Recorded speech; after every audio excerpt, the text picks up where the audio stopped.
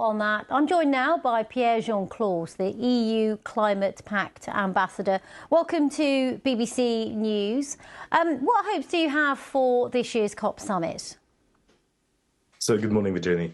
The main hopes that we have is to have meaningful solutions as much as we can to pursue the goals that were enacted COP28 and beforehand, mainly on we have a lot regarding adaptation, transparency, and also regarding the financial mechanisms to help all countries fight climate change, which is a global problem, and global nature means global solutions. There is some concern this year about the future of the US when it comes to climate conversations, given that Donald Trump is president-elect and he's made statements that some might say veer on climate skeptic. There's one thing that I think is very paramount to understand as well here, is that I think that given the election of President Trump, we are going to face a bit of all throughout the world the rise of regional blocs. We can see that the European Union is looking to become a more climate engaged actor, but by itself and not following necessarily the lead of the US. And I think that it's going to be the same for other regional blocs all around the world, whether you take MENA, South America or Asia. I think that this is going to be a crucial thing. And you can see through the rise of different regional groups at COP, you know, as I do, that regional groups are very important at COP and that the negotiations are mainly done through these instead of back alley negotiations.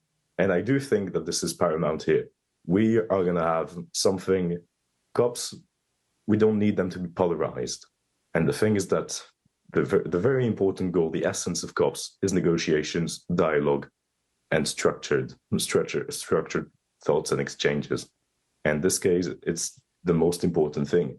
We want to have meaningful outcomes, and to have this, what we need is to have dialogue all throughout.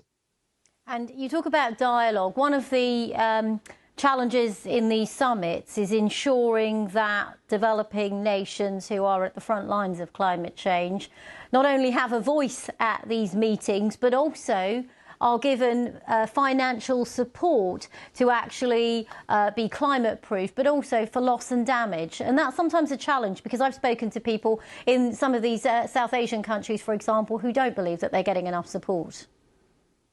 Definitely. The thing is that I do not think they are.